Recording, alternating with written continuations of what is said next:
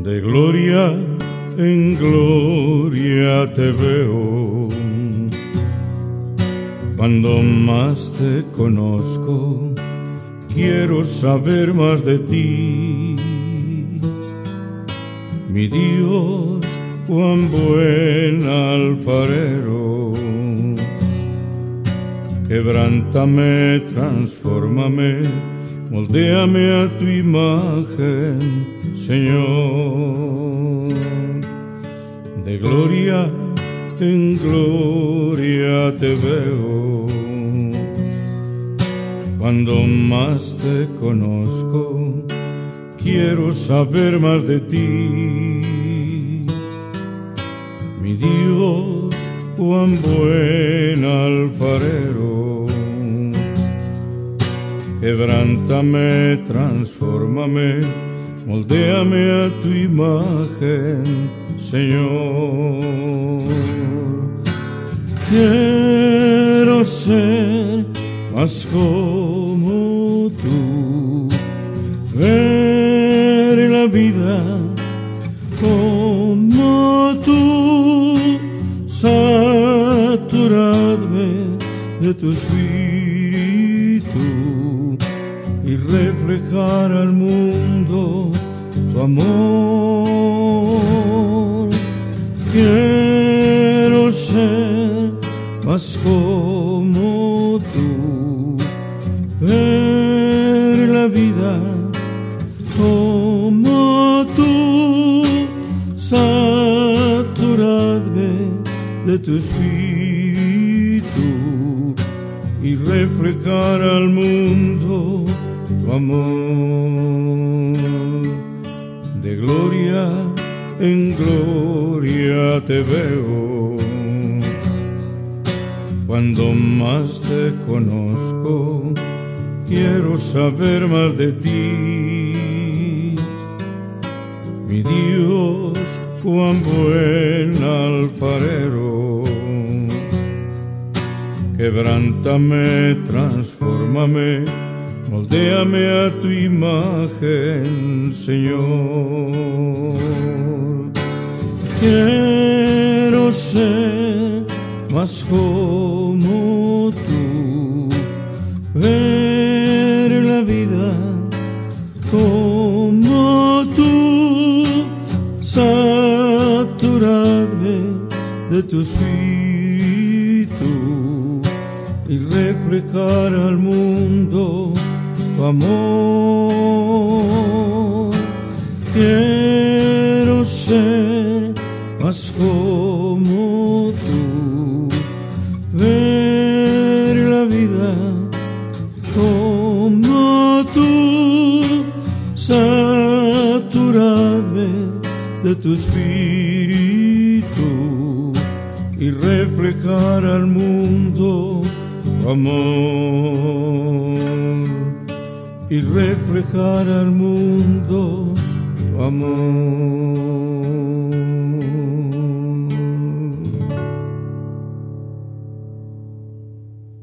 ¿Qué tal, mis amados? Un saludo muy afectuoso. Luis Eduardo López, el siervo de Jesucristo. Continuamos con la pasión, muerte y resurrección de nuestro Señor Jesucristo. Y hemos venido estudiando en detalle, no solamente tenemos como guía el Evangelio de San Juan, pero hemos venido estudiando según los otros tres evangelios, según nos narra todo, y no solo eso, sino toda la Escritura que dice, porque toda la Escritura es inspirada por Dios, y solo enseñamos lo que la palabra dice, lo que está escrito. Se anunció por parte de los profetas, y nos dice el Salmo, desde la antigüedad nos dice que nuestro Señor Jesucristo resucitaría en gloria. En el Salmo 16 dice: Jehová es la porción de mi herencia y de mi copa, tú sustentas mi suerte.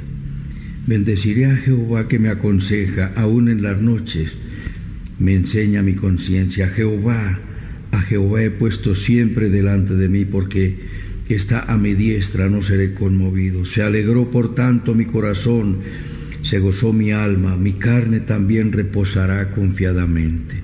Te promete Dios a través del salmista David este gran reposo. En Jesucristo hay verdaderamente reposo que no puede haber en ningún otro lugar. Y pasa después, esta es una bendición que Dios promete para nosotros, Dios promete para su siervo, y nos dice en el versículo 6 del capítulo 16 de los Salmos: porque no dejarás mi alma en el Seol, ni permitirás que tu santo vea corrupción. Jesucristo no podía permanecer en el sepulcro y que su carne se corrompiera. ¿Por qué? Porque Jesucristo era hombre, pero era Dios, y en sus venas corría sangre divina, y Jesucristo no podía corromperse, porque Él vino en semejanza de hombre, tal como somos nosotros, semejante, como hemos dicho, pero diferente, en que no pecó, en que fue engendrado por el Espíritu Santo, en que tuvo todas las debilidades humanas, pero tuvo el encargo divino. El Padre Celestial dijo: ¿a quién enviaré y quién irá por nosotros? Jesús dijo: heme aquí, envíame a mí, yo iré. Y esto dijo el profeta Isaías cuando vio la gloria de Dios en el cielo, en el capítulo 6, cuando hace su llamamiento: no dejarás mi alma en el Seol, ni permitirás que tu santo vea corrupción. Está anunciando la resurrección de nuestro Señor Jesucristo. En el capítulo 53, como vimos, se anunciaron todos los padecimientos del Divino Maestro y del Salvador, la perla de las profecías. Y ahora vemos el cumplimiento de los primeros anuncios: levantaré profeta como a ti, le dijo a Moisés, y ese profeta es nuestro Señor Jesucristo. Y ya vimos que Jesucristo vino como profeta. Tú eres sacerdote para siempre según el orden de Melquisedec, nos dice también el salmista, y se cumplió. Jesucristo ofició como sumo sacerdote, y el sacrificio no fue un cordero, sino su propia vida. Entregó su cuerpo para ser lastimado y lacerado. Me mesaban la barba, me maltrataron, como dice Isaías 49:50. El Señor Jesucristo vino a los padecimientos, y hemos visto la pasión, cómo pasó los últimos días en la traición. En 5 lugares estuvo: en el lugar de la traición, en el huerto de Getsemaní, estuvo en la casa de Anás, en el juicio religioso, estuvo en el pretorio, en el juicio político, estuvo en la sepultura, estuvo en la cruz, el lugar de la muerte, y en la sepultura, el lugar de su gloriosa resurrección. Jesucristo tuvo también unos discípulos secretos, como nos dice el evangelista San Juan. Él tuvo unos discípulos que le seguían secretamente. Miremos cómo nos dice: pero después que sus hermanos habían subido, entonces él también subió a la fiesta. Estábamos hablando de la fiesta de los tabernáculos. Ellos le habían dicho: ve y preséntate, porque nadie hace estas cosas en secreto, y que ve para que las vean y crean en ti, porque aún los hermanos de Jesús no creían en él. Lee el capítulo 7 del 1 al 7, y aquí vamos a leer el versículo 10. Pero después de que sus hermanos habían subido, entonces él también subió a la fiesta, no abiertamente sino en secreto. Y le buscaban los judíos en la fiesta y decían: ¿dónde está aquel? Y había gran murmullo acerca de él entre la multitud, pues unos decían: es bueno, pero otros decían: no, sino engaña al pueblo. Pero ninguno hablaba abiertamente de él por miedo a los judíos.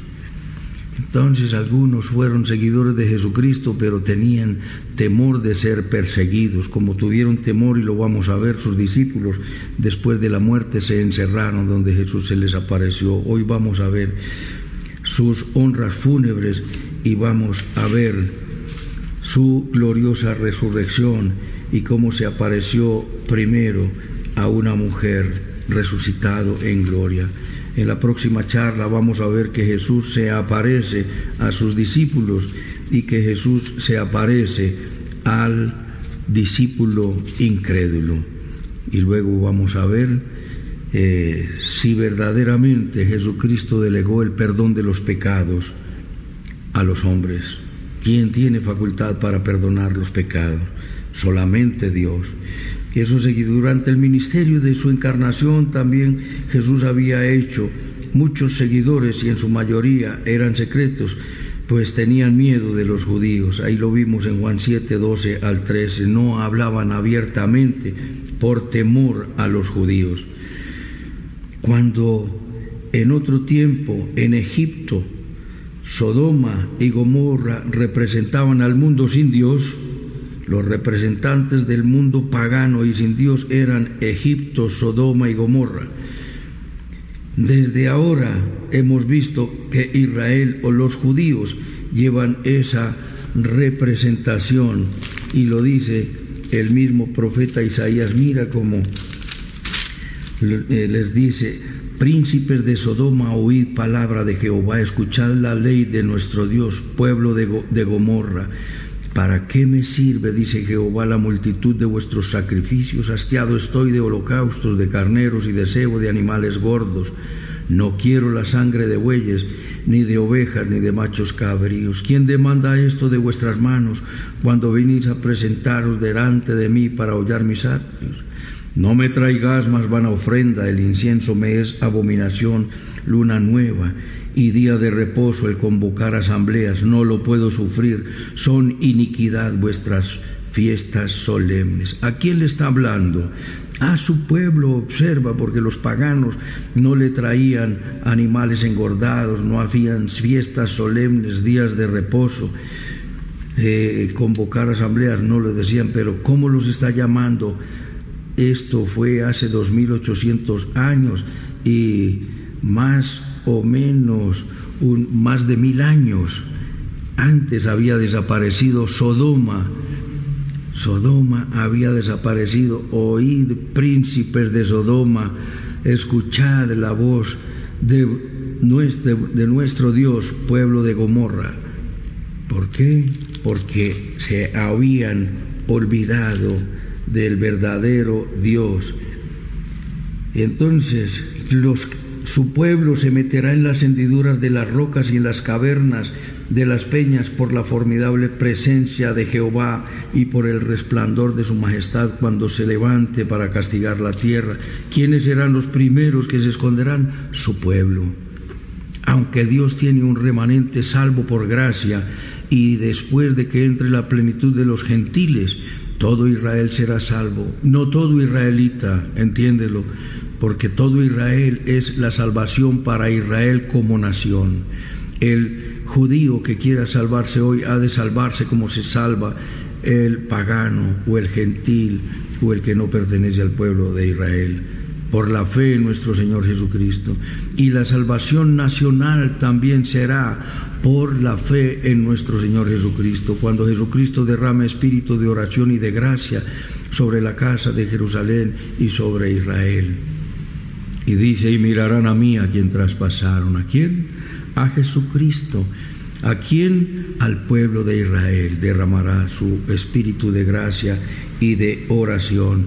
De manera que los representantes del pueblo sin Dios no son los demás pueblos. Dios escogió al pueblo de Israel para manifestarse a la humanidad, para que la humanidad conociera al único sabio y verdadero Dios. Pero Jesucristo dice: os haré sentir celos con un pueblo que no es mi pueblo. Isaías 32, 21. Y dice Deuteronomio 32, 21. Os haré sentir celos con un pueblo que no es mi pueblo. Ellos me movieron a celos, yo los moveré a ellos. a celos, ellos movieron a ira con lo que no es Dios, porque adoraron el leño, la piedra, el metal, y dioses de fabricación humana, dioses que fabricaron sus dedos. Isaías 65 dice: fui hallado de los que no me buscaban, me hallaron los que no preguntaban por mí. ¿Quiénes fueron? La iglesia. Entonces Jesús tuvo muchos seguidores dentro de su pueblo que lo seguían secretamente, pero el pueblo se hizo el de la oreja sorda, el oído sordo, y pusieron a Dios al lado. Por eso dice Oseas: andaré y volveré a mi lugar hasta que reconozcan su pecado. Ahora, después del padecimiento de nuestro Señor Jesucristo y de la muerte, el Señor, el cuerpo es bajado del sepulcro, y ellos vienen, los seguidores secretos, algunos de ellos, entre los cuales estaba José de Arimatea, se presentó en secreto ante Pilato para reclamar el cuerpo de Jesús, y Nicodemo también, quien llevara 100, Nicodemo, recuerdan, fue aquel que vino a Jesús de noche. Maestro, sabemos que has venido de Dios, porque nadie puede hacer las cosas que tú haces si Dios no está con él.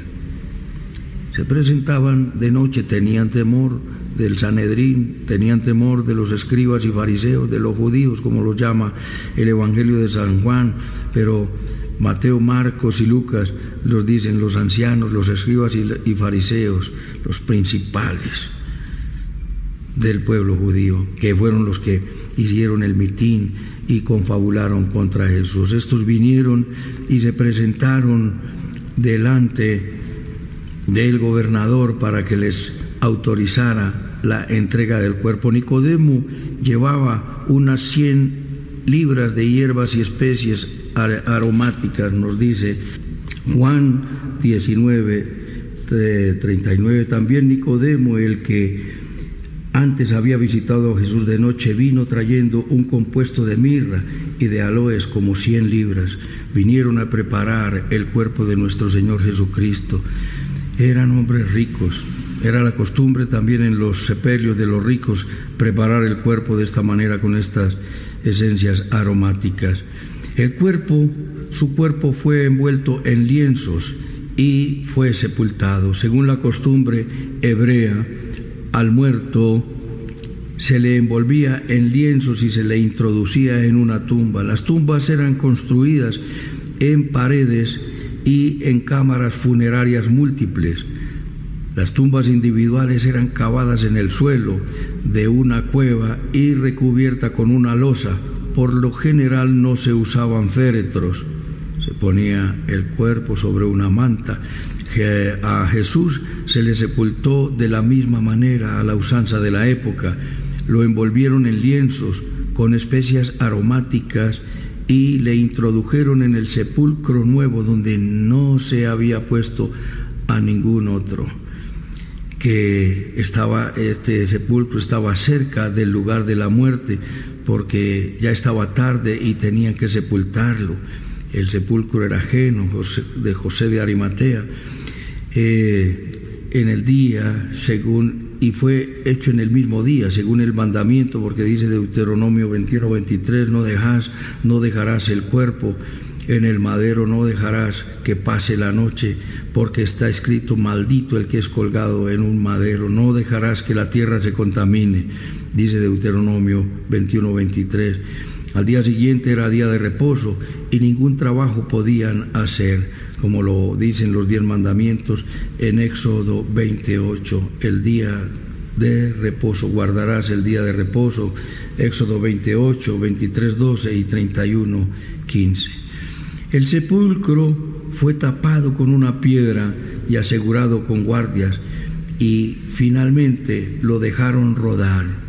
Dejaron rodar una piedra de aproximadamente 2 toneladas para asegurar el cadáver, y pusieron guardias romanos para vigilancia, a fin de que no se fueran a robar el cadáver. Recordemos como lo habían dicho en Mateo 27, 65 al 61, 61 al 65. Estaban allí María Magdalena y la otra María sentadas delante del sepulcro. Al día siguiente, después de la preparación, se reunieron los principales sacerdotes y los fariseos ante Pilato, diciendo: Señor, nos acordamos que aquel engañador dijo, viviendo aún, después de 3 días resucitaré. Manda pues que se asegure el sepulcro hasta el 3er día, no sea que vengan sus discípulos de noche y lo hurten y digan al pueblo que resucitó de entre los muertos, y será el postrer error peor que el primero. Y Pilato les dijo: ahí tenéis una guardia, id y aseguradlo, ¿cómo sabéis? Entonces ellos fueron y aseguraron el sepulcro, sellando la piedra y poniendo la guardia. Allí lo hicieron para que no se fueran a robar el cadáver. De todas las dudas, además de blasfemo, mentiroso le decían. Y entonces viene la resurrección gloriosa de nuestro Señor Jesucristo. En Juan capítulo 20 ocurrió el primer día de la semana. Un día después del día de reposo, el Señor se levantó de los muertos. Los días se contaban desde aquel en que los acontecimientos empezaban a ocurrir y se sumaban los que sucedían y aquel en que terminaban. Se contaba el día entero como un día, y la fracción también se contaba como un día. Los acontecimientos de Jesús fueron así. El primer día fue una fracción, pero se contaba, reitero, como un día. El segundo día fue un día entero y era sábado, era el Shabbat, por eso tuvieron que descolgarlo el mismo viernes. Y el tercer día, el de su resurrección, también fue una fracción, también se contaba como un día. Por eso Jesús hablaba de 3 días, porque los acontecimientos empezaron el viernes, antes del día de reposo, el día de la preparación de la Pascua, como nos dice en 19:41, 42. Y en el lugar donde había sido crucificado había un huerto, y en el huerto un sepulcro nuevo, en el cual aún no había sido puesto ninguno. Allí pues, por causa de la preparación de la Pascua de los judíos, y porque aquel sepulcro estaba cerca, pusieron allí a Jesús. Al día siguiente, segundo en los acontecimientos, era Shabbat, día de reposo, 7º de la semana. Recordemos que en Levítico 25 nos dice que cada 7 días se descansa la tierra, cada 7 días descansa el hombre, cada 7 años descansa la tierra, y cada 7, es decir, cada 49 años, cada 50, en el año 50 es jubileo, y es un año hermoso de gloria donde se perdonan las deudas, los esclavos se hacían libres y la tierra volvía a su anterior propietario, porque no se vendía a perpetuidad. Fue allí, en el día tercero, que era domingo, el día primero de la semana, en el cual resucitó. María Magdalena fue la primera en acudir al sepulcro. Cuando María Magdalena encontró el sepulcro vacío y quitada la piedra, corrió a avisar a Pedro, que era el líder, y a Juan, el discípulo amado. No obstante la falla tan terrible de Pedro de haber negado al Maestro, él continuaba siendo el líder. Realmente, y con sus errores, fue Pedro un hombre extraordinario y de una inmensa estatura espiritual para continuar en el liderazgo, que fue confirmado más tarde cuando el Maestro por 3 veces le encomendó que apacentara sus ovejas. Lo veremos más adelantico en Juan 21:15 al 17. Y recordemos el gran valor que cuando fueron a capturar a Jesús fue una turba, más de 600 soldados, fueron escribas y fariseos, fueron religiosos, y fueron una cantidad de patos ahí a mirar la captura del Maestro y del Salvador Jesucristo. Y Pedro quitó la espada a uno de los soldados y le cortó la oreja. se iba a enfrentar él solo con una espada a una turba de más de 600, 700 hombres. Y Jesús lo reconvino y le dijo: en vaina, guarda la espada, Pedro, no es con espada. Si yo quisiera, podría clamar a mi Padre y me mandaría 12 legiones de ángeles. Pedro y Juan corrieron inmediatamente al sepulcro y verificaron que la tumba estaba abierta y removida la inmensa piedra, la cual no era fácil de mover. Recordemos, era una piedra de unas 2 toneladas, 2000 kilos, y a la ausencia del cuerpo que allí habían dejado, ellos se asombraron. Pero cuando vieron los lienzos y el sudario allí bien colocaditos, bien puestos, tuvieron que concluir que el cuerpo no pudo ser robado, porque nadie se hubiera tomado la molestia de desnudar el cuerpo para robar el cadáver y dejar bien organizada la mortaja y los lienzos. Eso era una conclusión apenas lógica. Creyeron, aunque no entendieron la Escritura.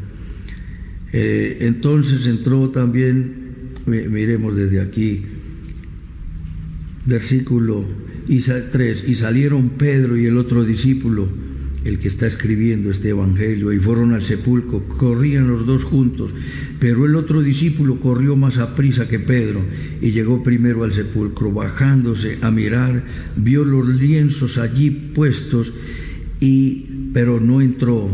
Luego llegó Simón Pedro tras él y entró en el sepulcro y vio los lienzos puestos allí y el sudario que había estado sobre la cabeza de Jesús, no puesto con los lienzos, sino enrollado en un lugar aparte. Entonces entró también el otro discípulo que había venido primero al sepulcro y vio y creyó, porque aún no habían entendido la Escritura, que era necesario que Él resucitase de los muertos. Y ellos volvieron a los discípulos, a los suyos, y fueron y lo contaron todos. Lo vieron todo y creyeron. Cuando vieron todo organizado, recordaron las palabras del Mesías, del Jesús, del gran Maestro. Es necesario que el Hijo del Hombre sea entregado a los alguaciles y que sea maltratado, muerto, y que resucite al tercer día. Destruir este templo y lo levantaré en 3 días.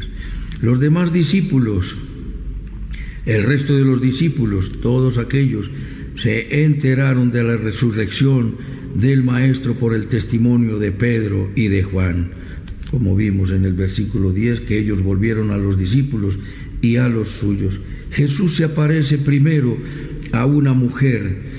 Él, resucitado en gloria, se aparece primero a María Magdalena, versículo 11 y siguientes.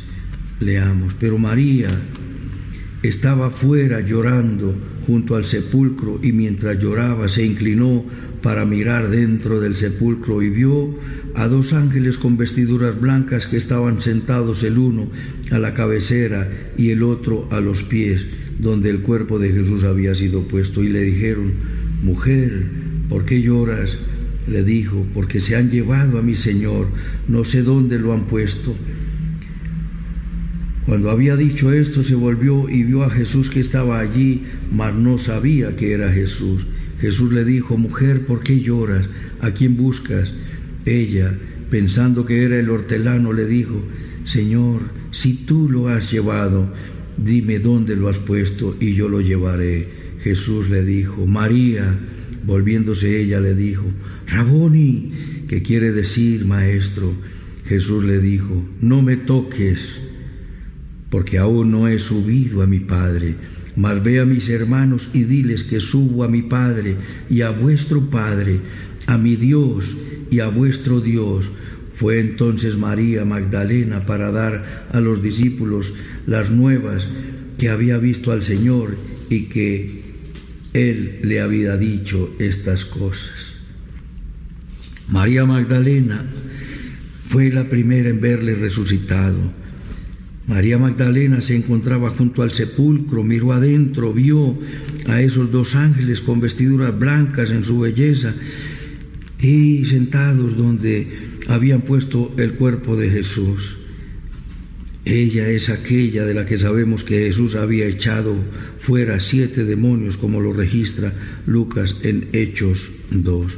María Magdalena dialoga con los ángeles del Señor. Los ángeles le preguntan el motivo de su llanto y ella contó la razón de su duelo, pues no sabía dónde se encontraba el cuerpo del Señor.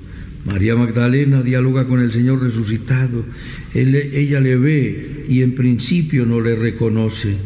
Los relatos de los evangelistas Lucas y de Juan nos dejan ver cómo, cuando el Señor se dejó ver de los 2 discípulos en el camino de Emaús, en Lucas capítulo 24, Jesús iba caminando con 2 discípulos, no se dice el nombre, y caminaron durante largo tiempo, y después de que se fueron entendieron que fue Jesús, y dijo: ¿cómo fue que no lo reconocimos? Y cómo nos abría las Escrituras y les hablaba de todas estas cosas. Ellos fueron, está en Lucas capítulo 24. Jesús tenía que ir primero a su Padre con su propia sangre, por eso fue que le dijo: no me toques. El tabernáculo de Moisés era figura del tabernáculo celestial. El tabernáculo era purificado con sangre de animales y de machos cabríos. El tabernáculo celestial tenía que ser purificado con un mejor sacrificio y con mejor sangre, la del Hijo de Dios. Jesús no entró en el tabernáculo hecho por el hombre, sino en el cielo mismo, y no con sangre ajena, sino con la suya propia. Jesús no se presentó por los pecados propios, porque sabemos que no los cometió. Jesús fue sin pecado, como ya lo estudiamos, fue impecable y no podía pecar, porque fue encargado por el Padre, porque fue engendrado por el Espíritu Santo. Aunque fue humano, también era Dios, pero Él fue tentado en todo y en su naturaleza humana, y con el poder del Espíritu Santo derrotó. Su sacrificio fue un sacrificio perfecto, por lo tanto fue hecho una sola vez y para siempre, como lo dice el libro de Hebreos, un sacrificio hecho una sola vez y para siempre, en Hebreos 9:23. Fue pues necesario que las figuras de las cosas celestiales fuesen purificadas así, pero las cosas celestiales mismas, con las que eran figura de las celestiales, figura, meramente figura, eran purificadas con animales, sangre de machos cabríos, pero las cosas celestiales mismas tenían que ser purificadas con un sacrificio superior, porque no entró Cristo en el santuario hecho de mano, figura del verdadero, sino en el cielo mismo, para presentarse ahora por nosotros ante Dios, y no para ofrecerse muchas veces como lo hacía el sumo sacerdote en el lugar santísimo cada año con sangre ajena.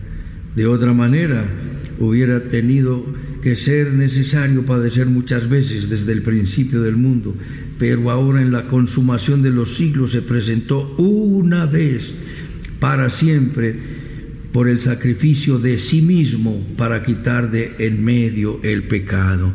Y como está establecido para los hombres que mueran una sola vez y después el juicio, esto desvirtúa la reencarnación. Está establecido para los hombres que mueran una sola vez y después el juicio. Y como lo dice en Hebreos 10 al 14, en esa voluntad somos santificados mediante la ofrenda del cuerpo de Jesucristo hecha una sola vez para siempre. Y ciertamente todo sacerdote está día tras día ministrando y ofreciendo muchas veces los mismos sacrificios que nunca pueden quitar los pecados.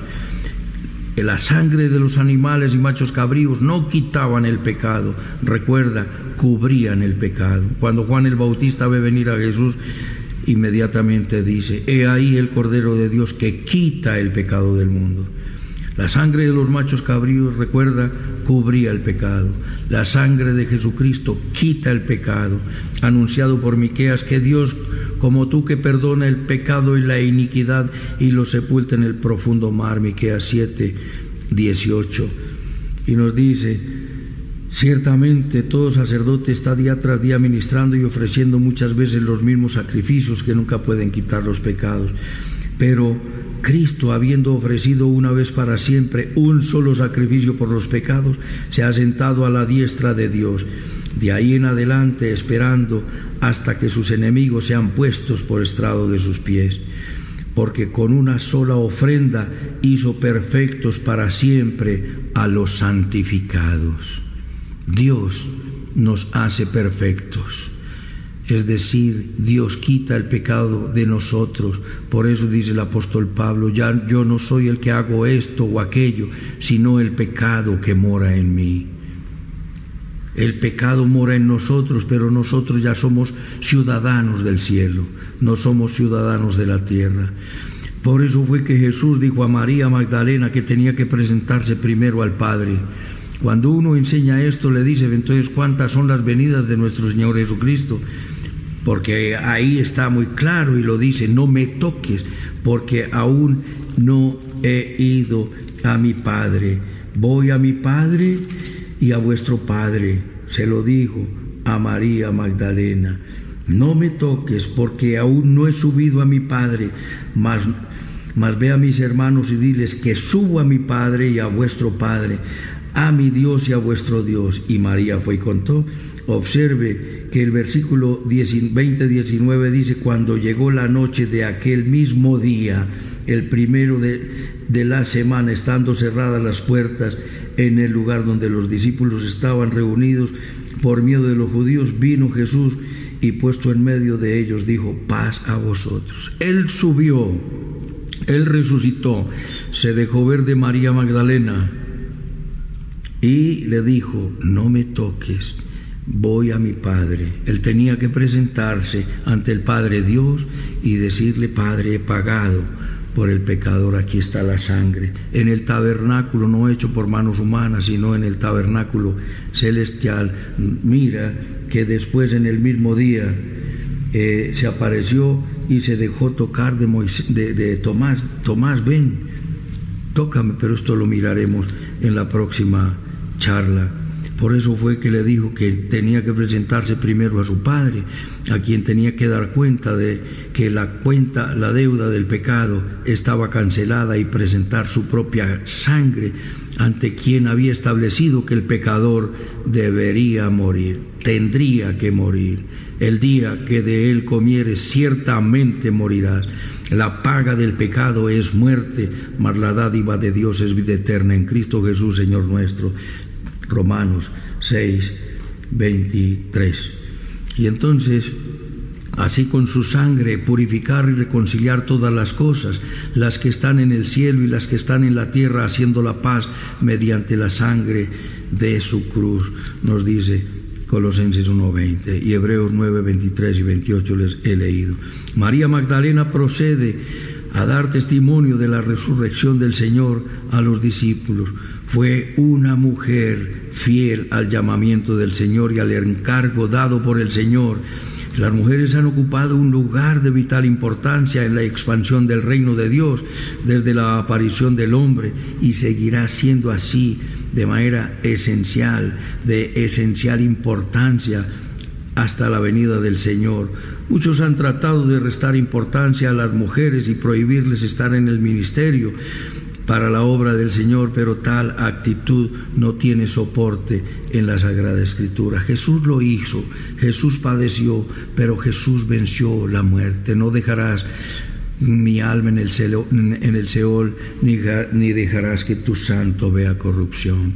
Jesucristo resucitó, venció la muerte, y con su resurrección, dice Romanos 4:25, nos justificó. No ignores este pago, no lo creas trivial. Entrégale tu vida a Jesucristo y vive esta experiencia desde la fe. Desde la incredulidad no podrás vivir esta maravillosa vida que Jesús nos da. ¿Quieres vivir la vida del Señor? Una vida donde el temor será derrotado, donde el pecado irá siendo transformado, irá muriendo, como Pablo dijo, cada día muero, hasta que puedo decir, ya no vivo yo, Cristo vive en mí. Que podamos decir nosotros, venga a tu reino, es decir, ven a reinar en mi corazón, porque yo he reinado y ha sido un desastre. Entrégale tu vida al Señor, inclina tu rostro y dile conmigo: bendito Padre Celestial, te doy las gracias por tu palabra. Te pido perdón por todos mis pecados. Confieso que Jesucristo es mi Señor, mi Dios y mi Salvador. Te entrego mi vida. Te pido, Espíritu Santo, que vengas a mi corazón a establecer tu reino en mi vida. El reino del perdón, del respeto, de la tolerancia, la humildad, la fidelidad, la integridad, la generosidad, el amor como vínculo perfecto. Haz de mí un vaso útil en tus manos y enséñame a vivir para la gloria de Dios. En Cristo Jesús. Amén y amén. Permíteme orar por ti, mi amado. Padre Santo, Señor Dios Rey y Salvador nuestro, gloria, honra, alabanza y adoración sean para ti. Gracias, Señor, por la paz del perdón, por tu presencia hermosa, santa y soberana, porque venciste, porque vives y reinas, Dios de la gloria. Porque, Señor, hay prueba de tu resurrección. Está comprobado científicamente que resucitaste. Jesús, amado Salvador, recibe toda la adoración, la gloria, la honra y la alabanza. Existe la prueba histórico-legal, porque te vieron no solo María Magdalena, te vieron los discípulos, te vieron resucitado. Tomás te tocó, comiste con ellos y te apareciste a más de 500 de lo que está registrado. Suficiente prueba, porque para establecer un hecho como cierto basta el testimonio de 2 o 3 testigos. No solamente en la ley de Moisés, Deuteronomio 17:6, sino en toda legislación mundial, en todo libro de pruebas procesales.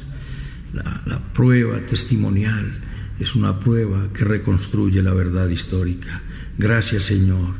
Amado Rey, ahora clamo por todos los siervos de Jesucristo, por todos los que oyen este mensaje, lo creen y se rinden a ti.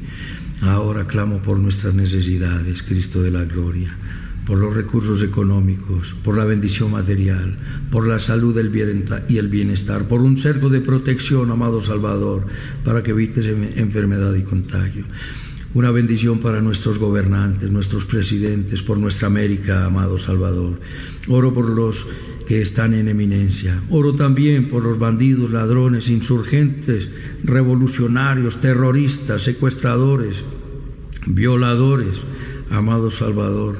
Clamo por los narcotraficantes, clamo, Señor, por los bandidos comunes, por las prostitutas, por los ateos. Clamo, Señor, por los que tienen un credo distinto. Especialmente oro por el pueblo de Israel y por la paz de Jerusalén. Por sobre todas estas cosas, ven pronto, Señor Jesús. Quedamos en tus manos dando la gloria al Padre, dando la gloria al Hijo y dando la gloria al Espíritu Santo. En Cristo Jesús, Señor nuestro. Amén, amén y amén. Un abrazo, mis amados, y hasta otra oportunidad.